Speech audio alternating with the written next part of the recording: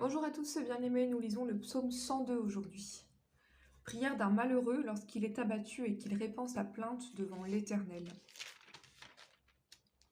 Éternel, écoute ma prière et que mon cri parvienne jusqu'à toi. Ne me cache pas ta face au jour de ma détresse, incline vers moi ton oreille quand je crie.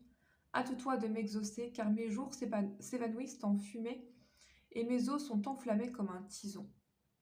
Mon cœur est frappé et se dessèche comme l'herbe, j'oublie même de manger mon pain. Mes gémissements sont tels que mes os s'attachent à ma chair, je ressemble au pélican du désert. Je suis comme le chat huant des ruines, je n'ai plus de sommeil, je suis comme l'oiseau, solitaire sur un toit. Chaque jour mes ennemis m'outragent, et c'est par moi que jurent mes adversaires en fureur. Je mange la poussière au lieu de pain, et je mêle des larmes à ma boisson, à cause de ta colère et de ta fureur, car tu m'as soulevé et jeté au loin. Mes jours sont comme l'ombre à son déclin, et je me dessèche comme l'herbe.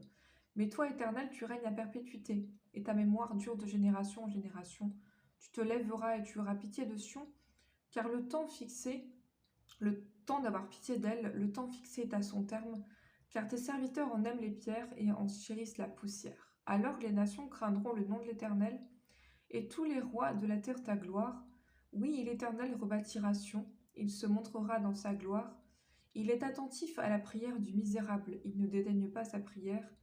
Que cela soit écrit pour la génération future, et que le peuple qui sera créé célèbre l'Éternel, car il regarde du haut élevé de sa sainteté.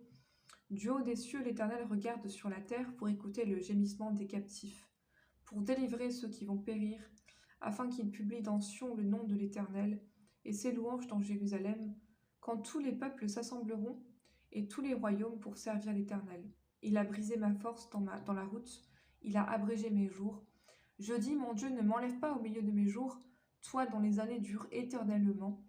Tu as enseignement fondé la terre, et les cieux sont l'ouvrage de tes mains. Ils périront, mais tu subsisteras.